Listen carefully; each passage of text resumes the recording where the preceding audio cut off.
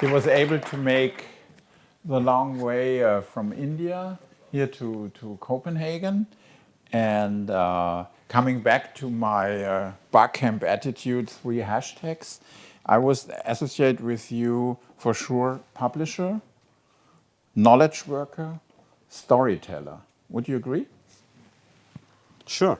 Sure. Why not? But I think you are really multi-talented, and I think I don't know anybody else who is so cosmopolitan and experienced like you are. Would you like to share some insights, because you did not live only in India? Yeah, sure. I hope I don't bore all of you. And I have a tendency to go on, and we have limited time. So I'll try to be brief. I'm a child of Indian independence, which is also known as Midnight's Children. India became independent in 1947. I was born in 1949, also in the month of August. And it was a time of great optimism in our country. So optimistic, so much optimism that my father once told me, "Don't worry about anything. You're the son of a rich man." It turned out I was not the son of a rich man. My father lived in over 30 rented places, and he died in a rented place. But the other part of the story is that my father loved to travel. And my first travel with my mother and him was when I was 7 months old. It's a long story how he managed that. But anyway, he changed jobs, he went to work for the Indian government, and we went to America, where he was posted as the head of tourism. And he decided to take us by ship. So we went to Mumbai from Delhi, and we went on a small ocean liner, P&O liner called the Chusan. We went to Aden, we went to the Red Sea. This was in 1958, December, I think. There were submarines sticking out in the Red Sea. So you got, even then, I remember that somehow this connected us to the world. And then we went to London, and then we took another ship, big ship, all the way to New York, where I grew up. And I grew up in the 1960s in New York, so I'm part of the baby boomer generation. And I am a publicist, although I'm a grandson of a printer and a publisher also. And I had seen his press with litho stones, etc. I actually got jobs in the printing industry. I was trained in computers, worked as a key punch operator, went to college at the same time, but also I became a publicist for the movement for racial equality, the movement against the Vietnam War. So I'm very much a printer with a cause. I believe in that we are here for the spread of knowledge and ideas. And once I met one of the antiquarian booksellers. You meet them in Frankfurt and very special places with very expensive old books, 500 years old. And he told me something very interesting, because we always were under the impression that books were spread by people like the Oxford Press, etc., to proselytize the Bible or to spread religious ideas. He said no. Many of the earlier books were actually books for spreading science.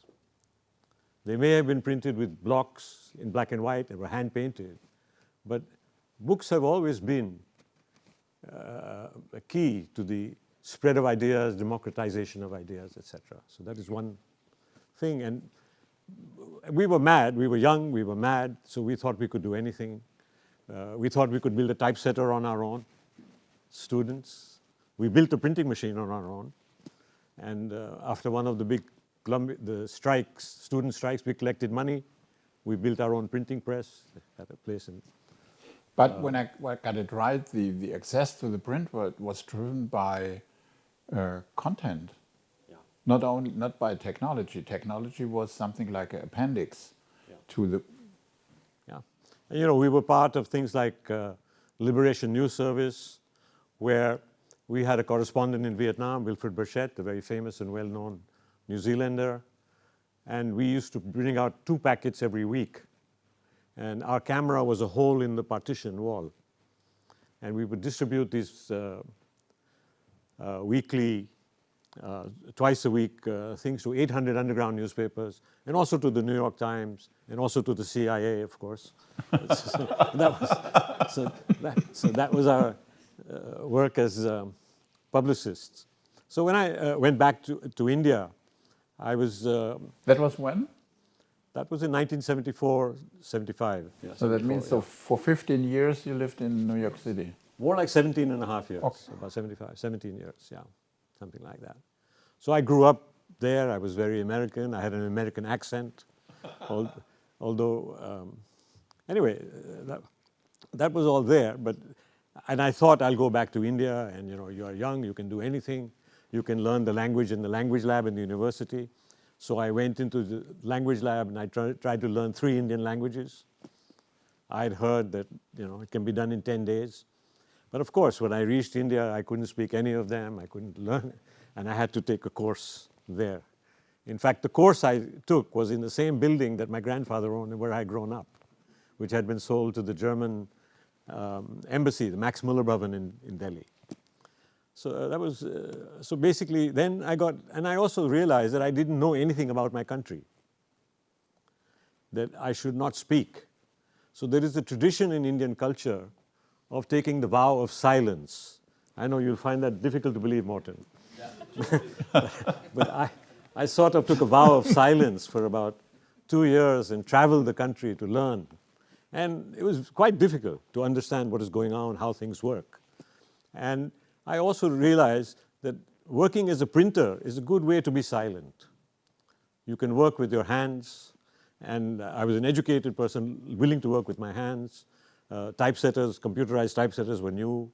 I got involved with implementing the Devanagari script. Then I got involved with using one of the first color scanners. I taught myself the whole thing out of the manual. And then I ran into various gurus. And ultimately, there was a conference that the government held in 1979 on the use of computers for non-Roman languages. So I'd worked 2.5 years in one job, which is, for me, pretty big. I mean, I'm absolutely one of those people who are unemployable. And therefore, he's the boss today, So, I mean, I realized that. I resigned once, they brought me back. I had to resign a second time to really get out. But I decided that I would work in this area of implementation of non-Roman scripts, especially Indian scripts. And it was a kind of a circus. We joined ATIPI. We developed some guidelines, various technologists in the institutes. And this conference had brought together calligraphers, typographers, type founders, a lot of gurus, R.K. Joshi, the calligrapher, Gopal Krishna Modi, the type founder, and various technologists from IIT Kanpur. And as I was discussing with Jacob, actually we have many gurus in common, Jacob and I. And our gurus are also in common. That means I never met Effie, but his friend and guru was William Schreiber. And William Schreiber was the guru of many of my friends because he went to IIT Kanpur. The Indian Institutes of Technology that were established by the independent new government were subsidized by various countries. Like IIT Kanpur was subsidized and in cooperation with the Americans. IIT Powai with the Russians, IIT Calcutta with the Germans, and IIT Chennai with the British. So IIT Kanpur had a very good computer lab. Actually, all the institutes had good computer labs. And most of these computers had, most of these labs and universities had computers donated by DEC, Boston, just north of the Boston ring. And they had given them these 44 volumes of Unix, but no software. And there you have the hand-picked, most chosen students in India, the most brilliant minds. What are they going to do in these air-conditioned spaces with 44 volumes of Unix? So naturally, they became very adept at software. They wrote software. They could stay there the whole night. And when I had actually quit my job and I wrote an article about the agenda of the Indian script, what we needed to do, including OCR, by the way. Okay, that's interesting because Raymond Kurzweiler was working in OCR. And my article, my boss sent it to John Siebold. And John Siebold published it on the front of the Siebold Report. And then I went to meet John Siebold, and he also became a guru. And John Siebold told me about Donald Knuth in California, who we went to meet. And I met one more of my gurus who was a mathematician, Piyush Ghosh, who died very young of cancer, who taught us not only about Metafont, Tetch and Metafont and Donald Knuth's work, but also about the string technology. What is it called? Fractals. Yeah. Okay. And then we wind up in one of these institutes in India, Tata Institute of Fundamental Research, with all these scientists. And PostScript has come out. And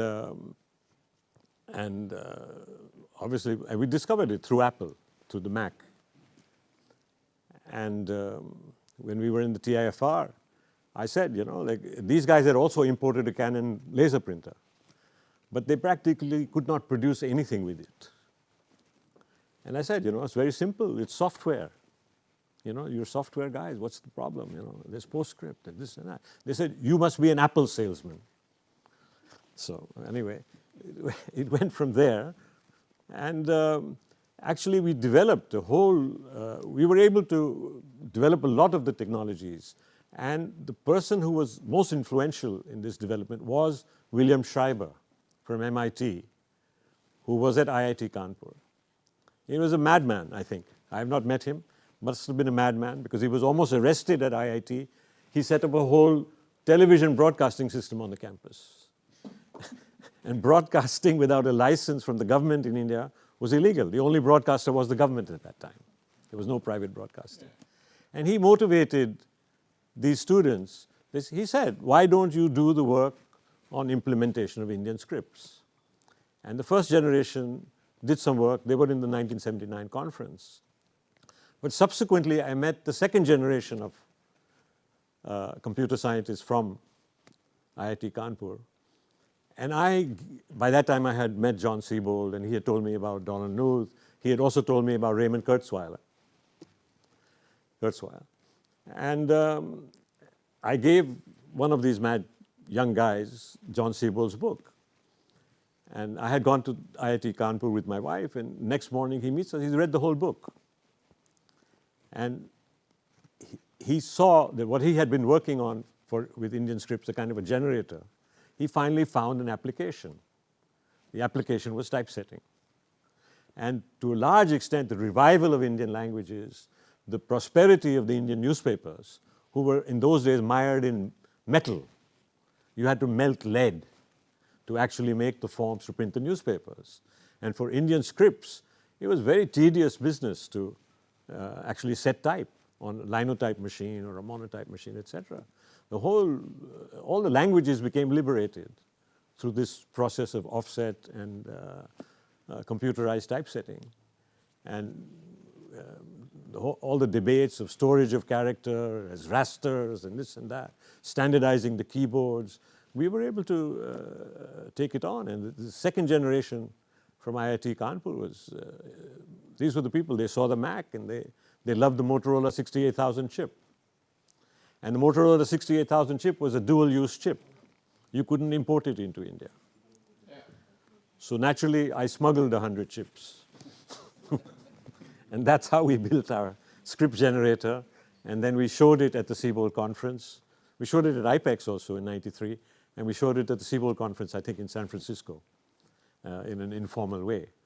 And and apparently Schreiber inspired F.E. Arazzi, and F.E. Arazzi and had many patents. So there is a common thread. I just like to comment that, so this is how we are linked. These are our gurus. This is this is the human part of where we come from. We stand on the shoulders of giants, like Schreiber, like F.E. Arazzi, like John Siebold. if somebody would choose you as guru, maybe I do. I think you are my guru, and something like the Mahatma Gandhi for the print world. I'm not kidding, because you are full of wisdom and so experienced, and your approach to the print world is so natural but different, you know, because normally everything is technology driven. And you talk about content, you talk about reinventing typesetting, especially for your country. You said that you are publishing actually in English, because India has so many different languages. It has about 24 official languages, 400 languages otherwise, about 4,000 or 5,000 dialects. You see, you must appreciate what you people are. You people are geniuses. You people have brought something which is a great leveler for humanity. You know, languages are dying, but our technology has saved them. We have saved subcultures. We have saved sub-languages, which were on the verge of extinction. It's no less than the extinction of wildlife. So that means you are Mahatma Gandhi for the print world. Maybe a big applause for that. No, I mean, what I'm saying is the meaning of what we do for human beings and for communication and for education and for the revival of our traditions and our cultures is enormous. We're just scratching the surface, I think. Yeah. And actually, if you look to the print world, what is good, what is bad, what I've learned is that people in the Western world are complaining, oh, print is shrinking and decrease, and in India it's something like exploding. Yeah, it is growing. It is growing very well. As you know, the Indian GDP itself is growing at about 6.5%. Realistically, this year it'll probably go down to 6.25%, which is still the highest in the world. It's already more than a $3 trillion economy. But a lot of these are just functions of this population. Okay, what do you expect these people to do? They're not going to sit tight and starve. They're going to do something. They're going to educate their kids. They're going to want them to make a living.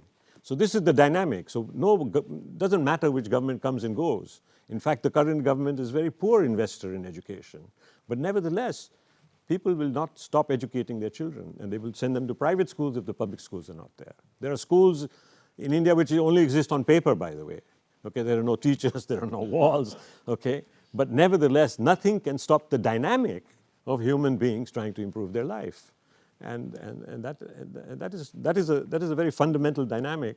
And beyond that, now you have a huge educated population, a middle class that is growing, and wealth that is growing. You know, and even in the 1980s, when I went to Kerala, you had 100% literacy.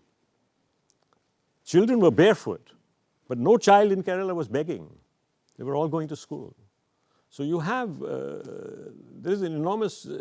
What I would just like to add, sort of, is that what I see the need and the opportunity of meeting like this. I mean, it's been tremendous for me to meet people like Jacob and to see that we come from some shared technologies and ideas and how technologies actually develop. And is also that the narrative, the narrative of communication, the narrative of machinery, of business, of industry, of what should happen, why we need digital printing, et cetera, et cetera. This has been driven a lot from Europe and America. And I think we all have the opportunity now to look for narratives that are coming out of Asia. We need to recognize the scientists who are working there. We need to see that the Indian software developers will not remain code coolies. They will start creating products, and they are doing that. And they'll also create machines, because technology is a leveler. There are 300 automation companies in India. So why can't you build anything you need? And that's happening. And so many of the dysfunctions of marketing are simply for lack of recognition of this market. As you said, yes, it's to go back to your question, to answer that instead of my own tirade, is that that yes, the economy is growing at 6%, 6.5%, but the printing industry is growing at faster than that. Right now, the commercial printing industry is down, the newspaper industry is very depressed, but in the last 2 years it has come back. And packaging industry is explosive, growing above GDP levels, and huge investment in India. There are at least 25 private equity companies around the world who are desperate to invest in the printing industry in India. The mandate of their people in India is go buy a stake in a packaging company or buy a packaging company. And so almost every day there is talk of a deal, and fairly large deals also. So there is it is growing, and it's bound to grow, because partly we saw during the pandemic the Zoom style of education didn't work. Do you think you get the right support by suppliers from the Western world? You see, I call my magazine Indian Printer and Publisher, but for the last 45 years it has been mostly dependent on foreign, for the Heidelbergs and the KBAs and Konica Minolta supporting us in terms of advertising. But I didn't sell my magazine because the company that would have bought it would have changed the name. And I thought eventually the Indian manufacturers would support me. It has come true. So the manufacturing industry, suppliers to the Indian, to the world now. I mean, you should not underestimate the capacity of the Indian suppliers to produce good machinery. That's another sensitivity, that you should not, I think you should not dismiss that these people produce an inferior product. This is no different than the German arrogance when they said, oh, this is a German product and this is, the Japanese products are inferior. Okay? German precision, German metallurgy. These are narratives. These are myths, as Yuval Noah Harari would say. History is only stories. So these stories need to change. You need to be alive to the possibilities of people everywhere. A young person with a computer. I had an intern from one of the printing schools. He came to my place and I had a kind of a ramshackle color lab. I'm a color management guy also, obsolete densitometer, etc. But he has access to the internet. He made something out of nothing. He made a solution for color management just from the internet with obsolete stuff. And then he went to France to study. And now he did a PhD. He's working for Renault and giving talks everywhere on color science. So the talent, how can you deny the fact that the talent is there everywhere? And not just India or Asia, also in Africa. So I think we are making a lot of, we are not seeing our opportunity to do what people want, what people need. Yeah. That's what we discussed yesterday. We had lunch together and discussed it, and I was thinking that some of the Western manufacturers, everything is overdone, so they integrate features who nobody needs, but they charge you for that. So a certain approach of simplifying to keep costs down, is that important? I'll tell you, I have another guru. I have a guru who taught me, since I've got into packaging. I'm an offset printer and typesetter, but somehow I got into packaging at the right time. That packaging magazine is very successful, 100 pages. Well, my original magazine is down to 60. So I went to visit a guy who's in Pune who builds filling and sealing machines for a German company called Oyster Hassia at that time.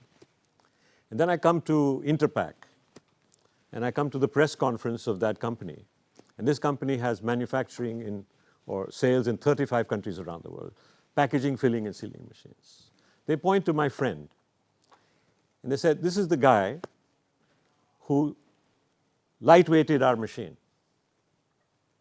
Talk to him. Because everybody in the world, from Brazil to Africa to there, they want to lightweight the machine. If you have a perfect machine, which is the most wonderful in the world, but you want to have a machine that people will actually buy. That's the difference. This guy is retired. Go talk to him. He can build a machine with much less steel, with fewer buttons, simplified, full electronics, data collection. These are levelers. These are no longer proprietary technologies. The black boxes are over. So this is an opportunity as well as, I mean, it depends on how you look at it. So I think it is a great opportunity, in fact. Let's step into your mind map. I have his mind map here, and you specified the P in print for people first. Why that? Well, I listen to G. I listen to G. And he says, I agree with him. You know, I'm a terrible marketer. I mean, my own company is like collapsing because I'm not a very good person in selling anything. But I agree that all these words, salience and this and that, and I know, because the HP calls us up sometimes. You know, they want us to do this. They want to fill out forms. They want to overload. I said, look, you know, it's not my cup of tea. You know, I want some credibility in the market. I want to say that your machine is bullshit. I want to be able to say, no, it's very good. I want that freedom, and I want to inspire people to use it to do something interesting. And by the way, digital printing, the best application of it in the world is in India. Nobody talks about it. The best application of digital printing in the world is when you go to vote on election day. In every voting booth, you have 35 copies of all the voters in that place with your picture in 2 languages, your native language and some other language there, official language. So that's a valuable societal use. It's the world's largest democracy thanks to digital printing. Or digital printing is very much part of that.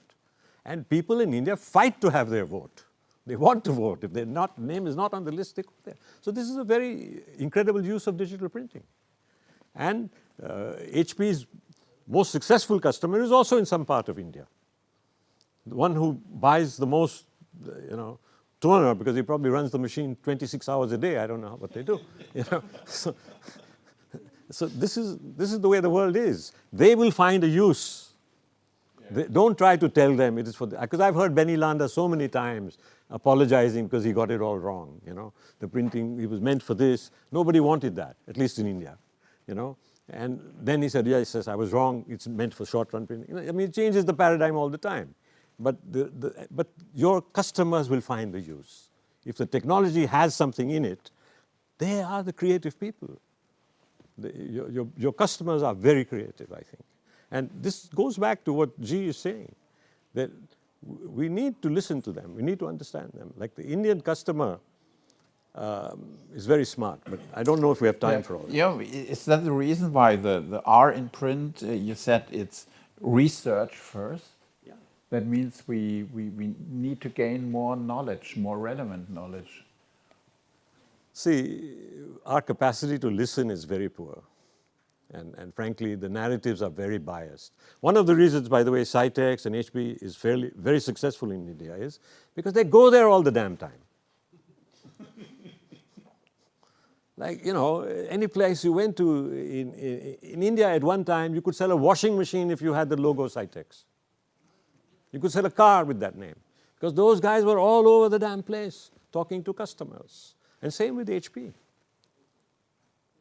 They really work for their customers. That leads to the I in your mind map, intermediates of ideas and products. Yeah. See, I think software is not enough. You need soft software. That means you need something beyond the software. You need the link to the reason or the cause or the inspiration or the emotion or the color. The software is not enough. And also, my personal belief is that software as it is sold never works. It never does what it promises. So you always have to buy something more. Or in some cases, some foolish companies sell very good software, but their customer doesn't know what it can do. And it can do many things. So there are either overload, oversupply, and undersupply. But I think the cause, the real thing that drives the industry is creativity. What drives print? Graffiti drives print. Signage drives print. Visual culture drives print. Humanity drives print. Need drives, hunger drives print. So that's what we need to link. I don't know if I'm getting it right, G, but I'm motivated by you. And then we have the N, and you said neuroscience. What do you mean by that? See, what I mean is that now I'm 75, and we were brought up to believe that we would be obsolete 4 times in our working life. Okay, 4 times you'd have to begin all over again, you would learn it all over again. Now, first of all, it seems like 4 times is not enough. Okay? And I'm very curious, and I'm curious for Jacob to answer also. What is the difference between expert systems, which we used for typesetting, hyphenation, justification, next dictionaries, and various other algorithms? What is the difference between those and artificial intelligence, except that now you can crunch a lot more numbers faster? But I'm in the position as an editor and as a publisher that I cannot write meaningfully about artificial intelligence unless I learn it. And I don't mean just learn ChatGPT or the tools. I have to understand it. And it's bloody difficult. You know, I'm reading all these old MIT books and listening to Raymond Kurzweil saying that this singularity is going to happen, this, that. I think we need, as an industry, not to just say, yeah, we are also having AI. What does it mean? How is it different than what we had before? Like Jacob said, he had it in the 90s. It was there. It's always been there. But the point is that what are we getting out of calling it artificial intelligence? Is this some trap we have fallen into? And aren't we better off? Aren't we better off informing our customers more knowledgeably to understand something which then they can take forward creatively, rather than just giving them a capsule? AI, like Intel inside, AI inside. So that's what I feel that we need to. What was the question anyway? I don't know. The question what Neuroscience. Neuroscience. Yeah. So I think this issue of how the brain works and doesn't work, and stage 1, stage 2 versus left brain, I think this is relevant to us, and we are all going to be forced. We can't just be code coolies. We've got to become creative, and we've got to. It's tough at my age, it's tough at some of your ages, but you've got to crack it. You've got to crack it and break it down and build something new and interesting with it, rather than just delivering it as a, add-on. It'll paginate your pages faster, it'll understand some mistakes, it'll do some proofreading for you. I mean, all that, I mean, I'm threatened by my own young journalists who want to use it to write articles. I had an experience trying to hire somebody, but I got 2 applications with the same answer to our questions. Then when we interviewed that person, we said this, would you like to answer something else, a more difficult kind of thing? They didn't want to take the job. They didn't even want to apply. So we are also dealing with a new world. You are confronted with a world which they have mastered the tools of AI long before we are going to do that. So I think there is something that we have to figure out there. And the T in your print mind map stands for technological progress, not only for technology. What do you mean by that? Because my feeling is that the progress is so fast that nobody could follow in the meantime. So we have an innovation power like never before, but to adopt and adapt, it takes so much time. See, I think it's fairly presumptuous and almost egotistical to think that you can be a good technical editor in this day and age. Okay, like I'm carrying this book which I'm reading, Conflicts of Interest. Okay, which fits in with your earlier theme. This is about the environment. And the packaging industry, at least in India, loves plastic. They are dead set against the reforms which are law in India. I'm publishing for the industry. How do I stay friends with them? So this technological, and all this talk about circularity and recycling of plastics, if you look at the facts, by 2030, 2040, 15% of the plastic will be recycled in the world. It's not happening. So those of us who are involved in the packaging industry, this technological progress, there are well-meaning governments in Europe who have C-Flex rules, etc. But Unilever and Coca-Cola have retreated. They say, no, we need to make money. We can't comply with all these regulations and hiring people who are a certain age and all these other kinds of compliances. So there is a huge dichotomy in the world about technological progress. And although many things can be done, it's not going to happen. There's a crisis. Then you mean not only the technological progress for print, but print in this world of technology progress, right? To find the right position. That's a very good point here. Yeah, no, even in print, the issue of de-inking, you need new inks, you need to recycle paper more. There's another dichotomy in progress, is that Asia wants paper, publication paper. We want to print books. The paper mills in Europe have closed down. They've closed down the publication paper machine. They want to make only packaging board. Yeah. So there are lots of very interesting complexities in the market that we have to pay attention to. And the consumer prefers recycled board. And of course, in Europe, you have the champions of Arctic fiber and wonderful, virgin fiber, etc. So these are complexities. So technological progress I put because it's a mess, like everything else. Almost my last question.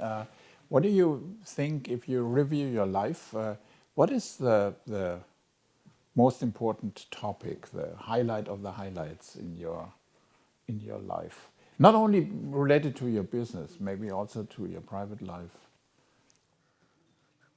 See, with the way the world is, I don't think we can describe it in non-fiction without going to jail. All right? Almost everywhere, including India. So my ambition really is to follow some of the Scandinavian novelists, detective novelists. And I would like to write detective novels which are called dark novels about the politicians, the corruption, and stuff like that. So I think one of the highest forms of human activity is actually fiction, or even graphic novels like Joe Sacco, etc., about humorously describing the human condition, or saying things about our political reality which cannot be said in nonfiction. They are after the journalists, they're after the writers. There are very few who can speak out, and that it's shrinking around us. So I think I would love to get out of the printing industry to become a detective novel writer. That's a very good point. I think big applause for Naresh and his wonderful thoughts he was sharing. And maybe we can do a voting, because I got this idea. Naresh, the last name is Khanna, and I would like to change it in Gandhi, Naresh Gandhi. Who likes this idea? It's not the majority, but you have some supporters. So thank you very much for being here. I'm with the majority, by the way. I'm with the majority who didn't vote for the Gandhi. That's something like a metaphoric thing for me. Yeah. So because different times. Yeah, and and Gandhi is now a very important part of the new narrative in the West also. They're starting to quote him on various issues. Yeah, there's a need for it. Because this whole, anyway, it's good. Thank you so much.